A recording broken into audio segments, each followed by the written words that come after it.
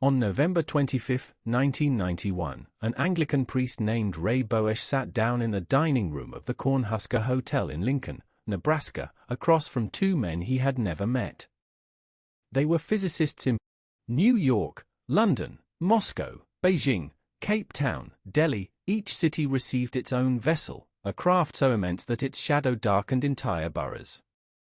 No rockets fired. No landing gear deployed. They simply hovered, silent and absolute, and the world beneath them stopped. Traffic halted. Markets crashed. Churches filled. Within 48 hours, every government on Earth had attempted contact and received nothing. Then, on the third day, the voice came. It spoke in flawless English over every radio frequency simultaneously, calm and unhurried, as though it had been waiting for us to exhaust our panic before it introduced itself. The voice said its name was Carl Len. He called himself the supervisor of Earth. Carl Len would speak only to Ricky Stormgren, the Secretary General of the United Nations, and only through a one-way screen aboard his ship. Stormgren could hear the voice but never see the face. For 5 years, this arrangement held. Carl Len delivered his instructions with quiet authority: dismantle your weapons, end your wars, abolish cruelty. He did not threaten. He simply demonstrated consequences. When South Africa resisted desegregation, the sun above the country went dark for half an hour. When a rogue state tested a nuclear weapon, the missile reversed course in midair and buried itself harmlessly in empty desert. The overlords, as humanity began to call them, possessed technology so advanced it was indistinguishable from divine power. And yet Carl Len refused to show himself. When Stormgren asked why, the voice behind the screen said only, "You are not ready." Over the years, Stormgren developed something close to friendship with the invisible Carl Len. Their conversations ranged from philosophy to chess, from the governance of empires to the nature of trust. Stormgren sensed a deep weariness in his guardian, an ancient patience born from having performed this duty countless times before. When a radical group called the Freedom League kidnapped Stormgren to protest alien rule, Carl Len recovered him within hours, without violence or drama. Before Stormgren retired from his post, he made one final attempt to see behind the screen. He smuggled a device aboard Corellan's ship to glimpse the supervisor's form. What he saw for a fraction of a second was enough to keep him silent for the rest of his life. He told no one. He understood now why Carl Len had waited. Under the Overlord's rule, Earth entered an era of unprecedented peace. Poverty vanished within a decade. Disease was conquered. Crime became so rare it was almost folkloric.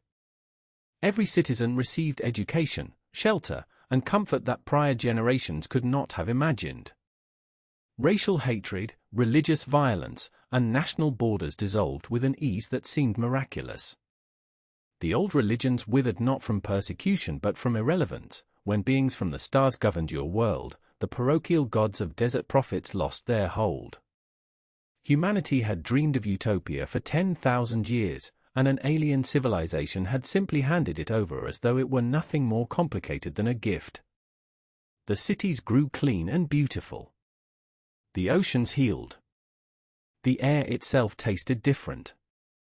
For the first generation born under the overlords, suffering existed only in history books, a quaint and terrible abstraction.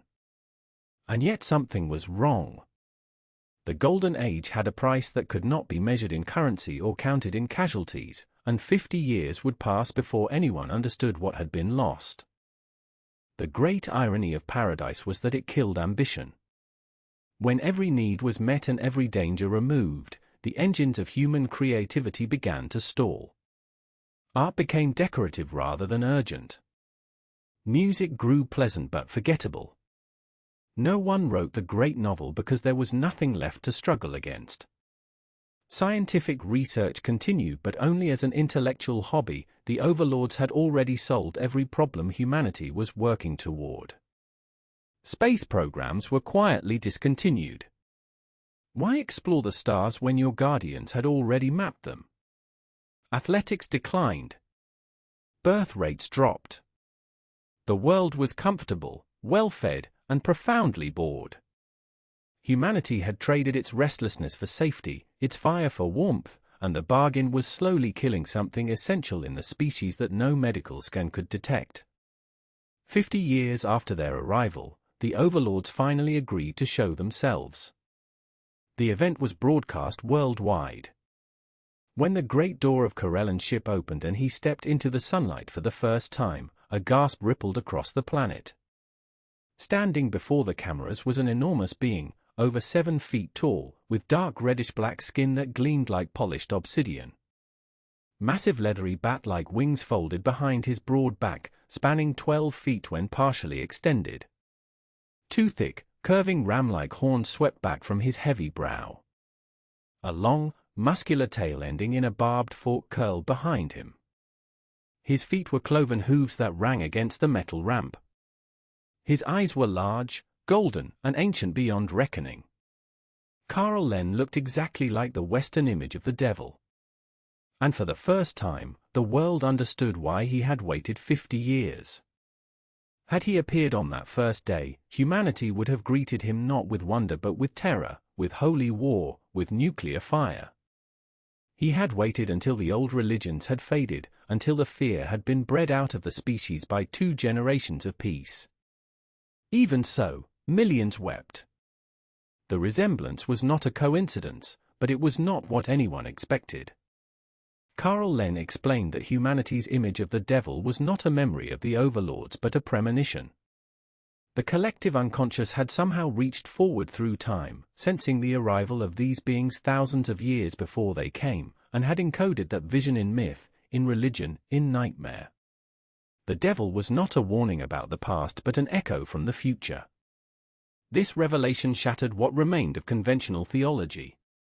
The horns, the wings, the cloven hooves, all of it was prophecy, not history. Humanity had been dreaming about the overlords for millennia without knowing it. And if the racial memory could run backwards through time, what else might the human mind be capable of perceiving? This was the question the overlords themselves had come to answer. It began with the Gregson family. Jeffrey, the youngest son, started having dreams that were not dreams. He would describe in perfect detail events happening on the other side of the world, disasters that had not yet occurred, places no human had ever seen. Then the objects began to move. A glass lifted off the table and hovered for 30 seconds while the family watched in frozen silence. His sister Jennifer followed soon after, her eyes sometimes focusing on distances that had nothing to do with the room she occupied. Within a year, reports of similar cases emerged from every continent, children under 10 exhibiting telekinesis, telepathy, and forms of perception that defied every known model of consciousness. The overlords did not seem surprised. They had been waiting for this. They had always been waiting for this. Not everyone accepted the golden cage. A community called New Athens was established on an island, dedicated to preserving human creativity and independence. Artists, musicians, scientists, and philosophers gathered there in a deliberate act of cultural resistance.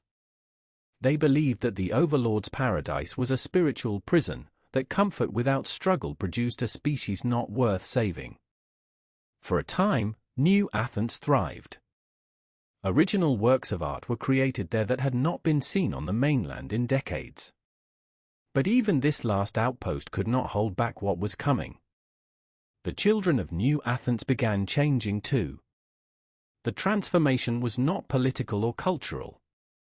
It was biological. It was evolutionary. And it did not ask for consent. The overlords finally revealed the truth they had carried across the stars. They were not conquerors. They were not liberators. They were servants of an entity they called the Overmind, a cosmic intelligence of staggering scope, a vast collective consciousness that spanned galaxies and existed partially outside of time itself. The Overmind was not a god in any theological sense, it was the next phase of mental evolution, the destination toward which all sentient species either ascended or perished. Certain races, at certain moments in their development, produced children capable of joining this collective. The overlords had been dispatched as midwives, to protect the species during the dangerous transition, to prevent the birth pangs from destroying the world before the new consciousness could emerge. They had performed this duty for thousands of races across millions of years. The children changed. It happened over months, then weeks, then days. They stopped speaking. They stopped eating. They stood together in great silent gatherings, thousands of them, then millions, their eyes open but focused on something no adult could perceive. Their bodies became irrelevant. Their minds were fusing into a single awareness that was no longer human in any recognizable sense. Parents watched in helpless anguish as their sons and daughters ceased to respond, ceased to recognize them, ceased to be individuals at all. The children did not die. Something far stranger occurred. They became one mind, one vast intelligence that was learning to flex itself against the fabric of reality. The earth began to tremble. Oceans shifted. The planet itself was being consumed, its matter and energy converted into fuel for the ascending consciousness. Humanity's children were being born into something magnificent, and the birth was destroying the world. Jan Rodrigues had been the boldest of the last generation. He had stowed away aboard an overlord supply ship decades earlier, traveling 40 light-years to their home world and back. Due to relativistic effects, he returned to find 80 years had passed on Earth while only months had elapsed for him. He was the last adult human alive. The world he came home to was unrecognizable, silent cities, empty streets, a planet slowly dissolving as the children's collective consciousness drew energy from its core. Jan broadcast his observations back to the overlord ship, describing in a steady voice what he saw: the ground cracking, the sky changing color, continents buckling, the atmosphere itself beginning to thin. He did not panic. He had volunteered for this witness. In his final transmission, he described a pillar of light rising from the earth, the children ascending at last into the overmind. Then the planet was gone. Jan Rodrigues was gone. Humanity, as a biological species, was finished. The overlords watched from orbit as the Earth dissolved into light. Carl Len stood at the observation window of his vessel, his great wings folded, his ancient golden eyes reflecting the death of a world he had shepherded for a century. He had seen this before. He would see it again. This was their function and their curse. For the overlords possessed a devastating limitation: they could never undergo the transformation themselves. Their species was a dead end, mentally brilliant but forever locked out of transcendence.